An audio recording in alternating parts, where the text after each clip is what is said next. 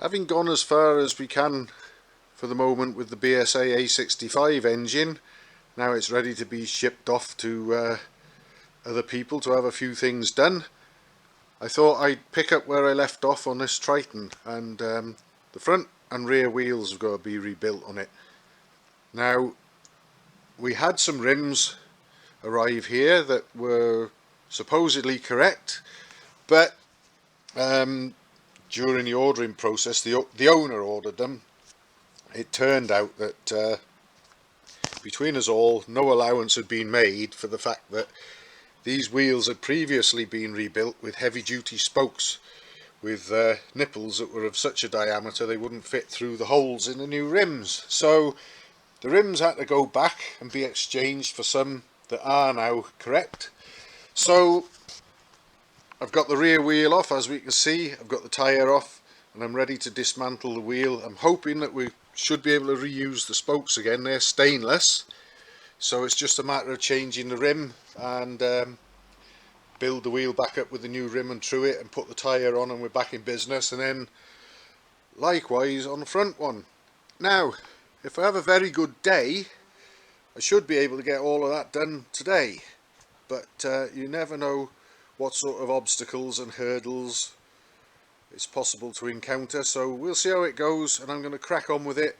First thing I'm going to do is I'm going to obviously dismantle this wheel, but I'll take all the outer spokes out of the way and just leave the inner ones in the hub, because I suspect that the spoke pattern of the replacement rims might be slightly different, although obviously of the same number of holes and supposedly for the same diameter hub. Sometimes you encounter differences, and it may even mean that all the spokes have to be taken out, or some of them flipped to point in a different direction. I'll sort of cross those bridges when I come to it, but I'm half expecting it.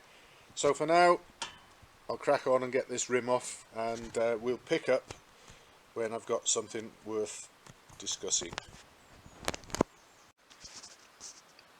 I don't know how well this might come out on the camera, but obviously I've got all the spokes are slackened off now, all the spoke nipples, and I'm ready to unscrew them completely and remove the old rim. But I've got the new rim stacked on top of it, and I haven't actually got the valve holes in alignment with each other here at the moment, because I wanted to line up some spoke holes that are actually pointing the same way on these rims. And for example, that one there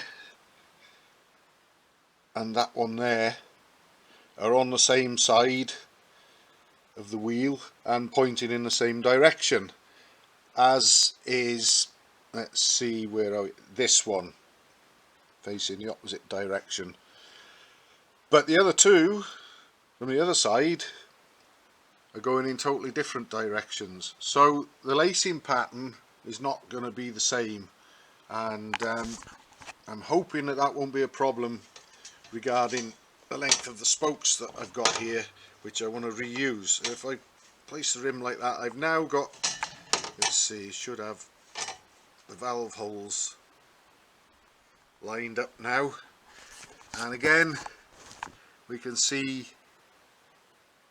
that the spokes are going off, some in different directions relative to the valve hole, but I'm hoping that I can work around this and just reuse the spokes, but some of them will be pointing in different directions to what they're pointing now.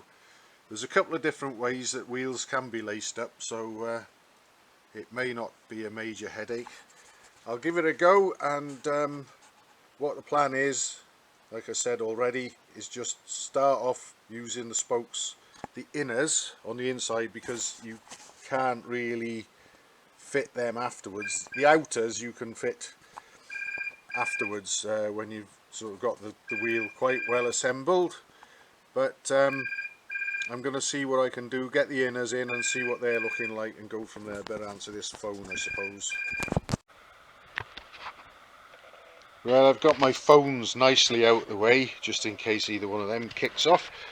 I've got all the all the spoke nipples from the spokes on the outsides unscrewed and removed now, and it's just worth pointing out that the spokes on the outsides, on both sides, both outsides, both pointing in the same direction as each other, and the inside or inner spokes on both sides of the hub also point in the same directions as each other. Now I've got a feeling that when I build the wheel with the new rim, that the inner spokes will point in opposite directions to each other from one side to the other, and also that'll be the case with the outers. So rather than outers pointing the same way as each other and inners pointing the same way as each other, I think they'll go in opposite directions to each other. I think that's what's going to happen. Now it's going to be quite easy for me to just sort of slew the rim around a little bit now, because I've only got the inner spokes holding on, so I'll be able to rotate the rim relative to the hub slightly, and that'll give me the space I need to release the outer spokes, and then I can get them out of the way. And I might even be able to put the camera down and try and do this. Let's see. It should be able, there we are, just do that, and that's all the outer spokes now released, and I can get them out. So that'll make my life a lot easier, and I can deal with the inner spokes individually and separately, and not worry about the outers until I'm on the sort of last leg of reassembling the wheel. So hopefully I'll pick up where I'm making some sense of where the spokes will go relative to each other when the new rim's being fitted. I thought I might as well take an ideal opportunity while it's all dismantled and just polish the hub up a little bit. It was quite clean, but a bit sort of lightly sort of corroded and dusty looking, and it's much easier to attend to things like that when the hub is out of the wheel, and that probably doesn't or shouldn't happen too often in a bike's lifetime. So I just thought I'd make things look a little bit more presentable while I got the chance. You've got to be careful, some of these just had my wire wool snatched out my fingers there.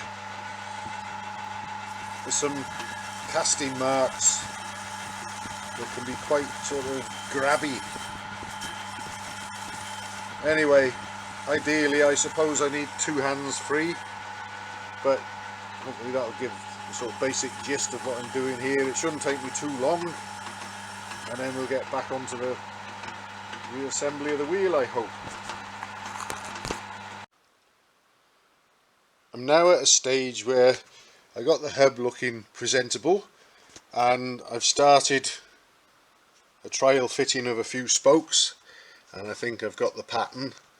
Certainly the inners seem to look very sort of happy with where they are, and I've got a couple of outers in just to make sure, or hopefully make sure, that the pattern that I've got for the inner spokes will work with the outer ones.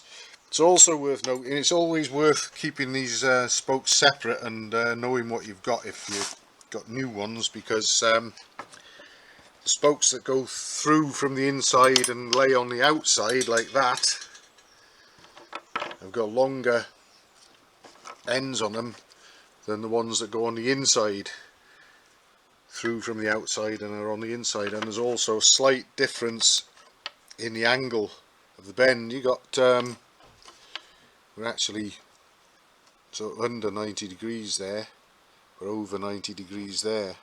There's all subtle little differences that are worth bearing in mind when you're doing this kind of thing. And I'll crack on now. I'll get a few more inner spokes in and hopefully get them sorted, and then carry on with the outer spokes, all being well. I found homes for all the spokes on this Norton wheel with its new rim with a slightly different lacing pattern, and I think it's all going to be okay, although I'm probably going to have to grind the ends down on some of the outer spokes, which seem to reach possibly a little bit further than they used to, but not by an alarming amount or by too much. But I'm expecting that there'll be a little bit of spoke end poking through the nipples of the outer ones by the time they're tightened. But got it all put together and I'm ready to start truing it now. And once I've trued it and the spoke nipples are all tight, then I'll know how much I've got to deal with sticking out through the spoke nipples, but I'm certain there's going to be some. But as I say, probably not an excessive or alarming amount, so that'll be okay.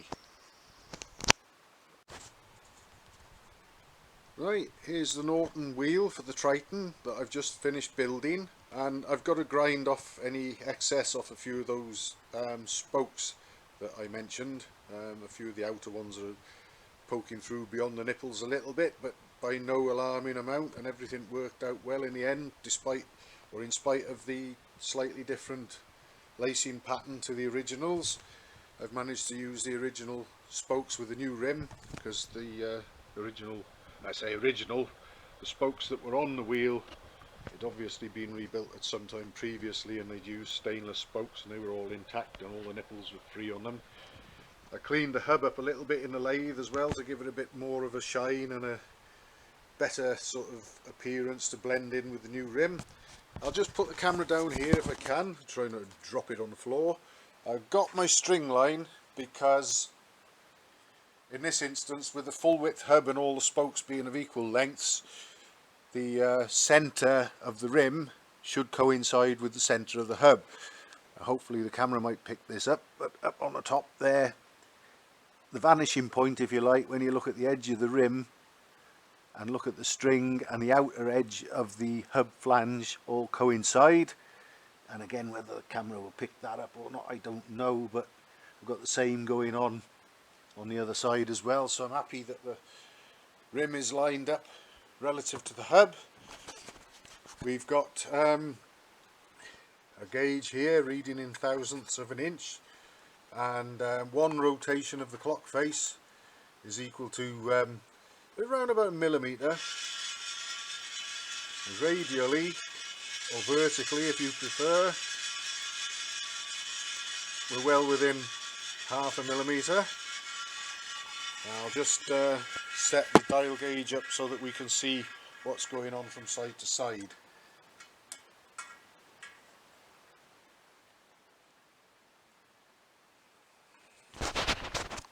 Here we go. There, we're within half a millimetre there too. So I'm happy with that. Next up, some music. Let's see, we've got a little red bit of tape there, that's just to show me where the valve hole is as a reference point for when I'm working on the spokes, tightening and slackening them when I'm adjusting them. Anyway, here we are, 20 aside, let's see what we got, shall we?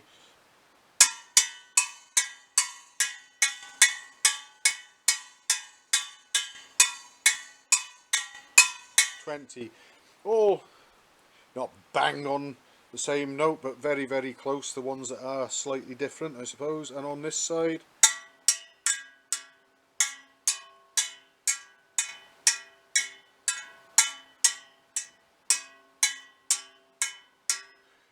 always difficult to do the underneath ones because the wheel sort of gets away from me as I bang the spokes, but they're all doing pretty much the same as each other as well, and from one side to the other is also playing a similar note. So I'm very happy with that. I'm going to go and have some lunch, and then after that I'm going to grind down any excess of any spoke ends poking through any nipples, and then I'll get a rim tape on, get a tyre and tube on it, and this one can go back on the bike, and then it'll be over to the front one. Right, here we are with the Triton, and there's the rebuilt rear wheel with its new tyre, tube and rim tape all fitted, and still nice and true. Quite a bit more shiny than it was this morning, and there's the old bits there, there's the old rim, and there's the old tyre. I probably had to use more of my special swear words putting the new tyre on than I did use on the that BSA time inside bush yesterday. but it's on now anyway. The wheel build went quite well, and that's given me confidence that the front one will as well. But just check this out. There's the old inner tube. Dunlop. How many years is it since you've seen one of those? And there's the nice rusty, crusty rim tape. So it's always worth getting new ones of them as well, because they don't cost very much, and you never know how long something's been in. And I feel a lot more happy and confident about going for a ride on this bike now, well, when the front wheel and tyre are done as well, obviously, than I would have done with these old Bakelite tyres with no shortage of cracks and splits in them. So should have hopefully a good handling, good performing bike on good tyres, which will increase its chances of staying on the road, and it'll look nicer as well. So a win-win there, I would say. As we can see here, it's not before time that we put a new tyre on this front wheel. So we'll get a nice shiny new rim on it, and a nice shiny new tyre without splits in the side. And then when I feel I need it, or it's time to take a test ride, I'll feel a good bit more confident that the tyres aren't going to explode and jam the thing up and spit me down the road, which is always a bonus on these things. Here we go with the front wheel off that Triton. Now the real one's all done, obviously, and I think I've got the arrangement and orientation of the spokes how they need to be. So I'm just going to carry on adding, I'll get all the inner spokes in now, and once they're in and hopefully hooked up nicely, then the outers will be easier to add after that's done. I'll have to remove these outers again at some point to allow one or two of the inners to cross them through from the inside, because they'll obstruct them, but I'll have most of the inners in by then, and I'll be able to put some outers in elsewhere to hold the rim relative to the hub rotationally, so that won't be a problem either. So I think I've got a good start there, and I've also cleaned up the hub in the lathe a little bit as well, especially the inside there, because it's difficult to get at, you know, so the owner might appreciate that. I haven't gone too crazy on the outer surfaces that can be got at afterwards, should he want to polish them till he can see his face in it, but if he does polish it up, this bit here will look far more presentable along with it and the new rim, rather than just leaving it all grubby as it was before. So I'll get some more spokes in, and I think we'll probably have a look soon and see that they all go in okay, I would hope, going by what happened with the rear wheel, and get it assembled and trued and get a tyre on it. Well, I've got the front wheel for the Triton rebuilt and trued here, and once again I've verified that the centre of the rim coincides with the centre of the hub by using the string line as I've got here, and the string just sort of touches on the spoke ends where they pass through the hub that side, and likewise I get the string line untangled from here like that. I might be able to demonstrate, I don't know whether the camera will pick that up, but you can trust me that the string is just touching the spoke ends on the underside as well, so I know that that's nice and centered up nicely. Give the wheel a spin, and we're within 0.5 millimetre run out side to side. Put this back down a moment, and we'll try the vertical or radial run out. See what we got there.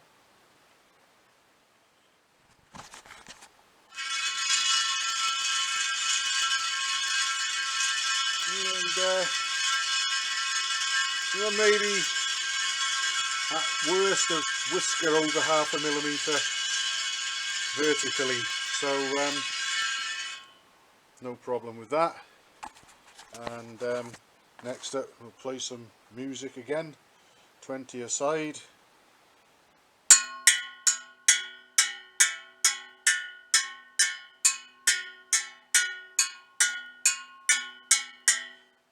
And the other ones.